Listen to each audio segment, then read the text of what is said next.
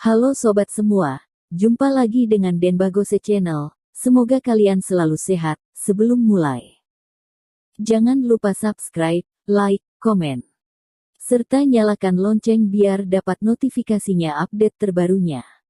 Bab 1961 harus memberi pelajaran buat kamu. Di detik ini, aliran deras dalam tubuh Thomas Kin tidak berhenti menyelubungi 8 pusat nadi. Nadi Yin Jue, Nadi Yang Jue, Nadi Yin Wei, Nadi Yang Wei, Nadi Dai, Nadi Chong, Nadi Ren. 7 saraf nadi dipenuhi energi yang luar biasa menakutkan, semakin buas sekali demi sekali. Nadi ke-8, yaitu nadi Du ditembus total bagaikan banjir bandang di bawah tekanan 7 saraf nadi. Dalam hati Thomas Kin luar biasa bersemangat. Nadi Du berhasil ditembus, akhirnya berhasil mencapai master 8 nadi. Di detik itu juga, 8 pusat nadi, 4 anggota tubuh dan ratusan nadi saling tembus satu sama lain, tidak ada halangan apapun lagi. Thomas Kin mengepalkan kedua tangan, energi dalam pusat energi menyerbu ke tinjuannya dengan kecepatan yang sangat menakutkan. Thomas Kin bagaikan punya energi yang tidak habis-habisnya. Sekali satu tinjuan dikerahkan, langsung mengguncangkan gunung dan sungai, seolah satu bumi ini tidak berhenti bergetar. Di dada Thomas Kin bagaikan ada jurang yang sangat dalam, setiap tinjuannya menunjukkan kekuatan yang luar biasa, tenaga dari setiap tinjuannya lebih kuat 10 kali lipat dari sebelumnya, bahkan lebih dari itu. Karena saat ini energi dalam tubuh Thomas Kin sudah dapat seenak hati, serta dikerahkan dan dikumpulkan dengan gampang, semakin cekatan dibanding dulu. Rasa paling baik yang Thomas Kin dapatkan setelah 8 nadi berhasil ditembus adalah tubuhnya bagaikan gudang pusaka alami, dia dapat menguasai tubuhnya secara total dan bebas. Perasaan seolah segalanya dipegang di tangan sendiri itu memuaskan sekali.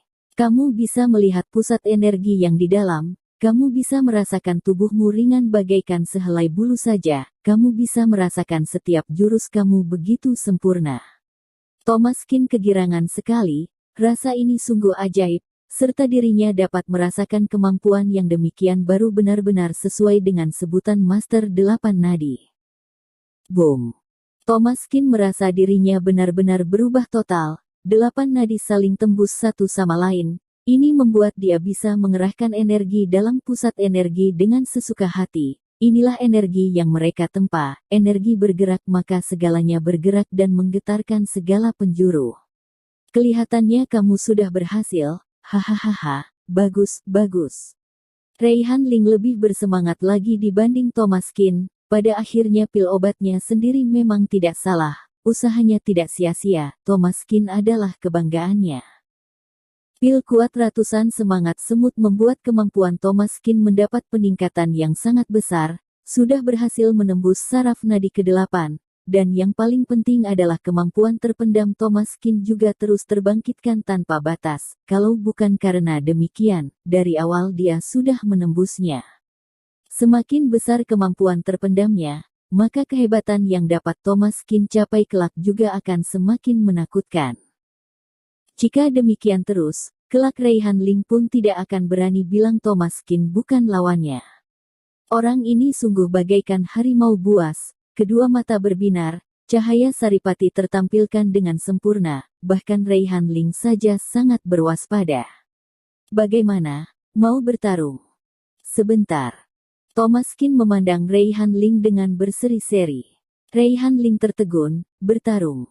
Yakin kamu adalah lawan aku? Reihan Ling menggeleng sembari tertawa, dasar kamu, baru saja berhasil menerobos, sudah langsung ingin menjadikan aku sebagai percobaan. Tidakkah kamu terlalu tidak menimbang kemampuan kamu sendiri?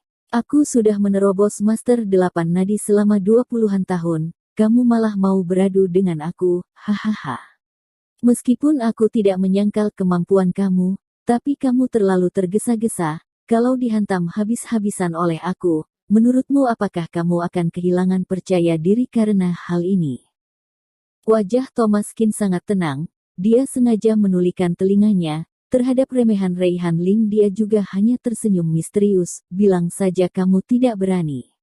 Atau kamu takut nanti malu karena dihantam sama aku? Aku lihat kemampuan kamu juga hanya begitu salah. Thomaskin menghela nafas. Hei, apakah kamu menyangkal aku? Kamu kira aku benar-benar takut sama kamu? Sungguh tidak tahu kemampuan diri sendiri. Kelihatannya hari ini aku harus memberi pelajaran buat kamu. Ujar Rei Hanling dengan penuh percaya diri.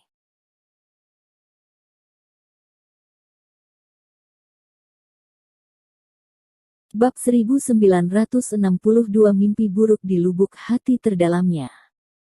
Kalau begitu ayo saja, tidak perlu berlama-lama lagi, akan kulihat kamu bisa melawan tinjuanku atau tidak.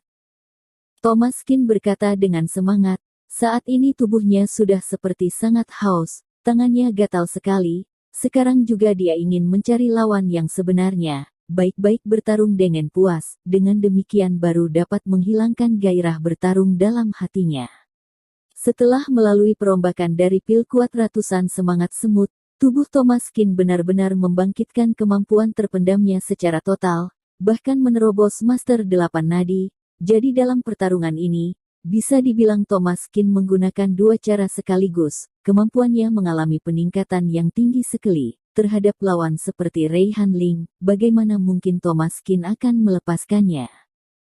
Apalagi Rei Hanling sangat ambisius untuk menang, Thomaskin tahu dia pasti tidak akan tahan dengan tantangannya, sehingga pertarungan mereka berdua tidak akan terelakkan. Dasar amatiran, berani-beraninya memamerkan keahlian di depan ahli, lihat saja bagaimana aku akan membereskan kamu. Hehe, nak, kamu harus ingat, sampai akhirnya pun kamu adalah junior aku, apakah kamu berniat menggantikan posisi aku? Kamu masih terlalu muda, sekalipun kamu sudah mencapai Master 8 Nadi, kamu masih tetap bukan lawan aku. Itu belum tentu, lihat saja. Saat ini Thomaskin beraksi tanpa ragu-ragu, langsung dia menyerbu ke arah Rei Hanling, kekuatan yang menakutkan tidak berhenti keluar. Tinjuannya bagaikan bandulan ratusan kilogram yang menyudutkan lawan.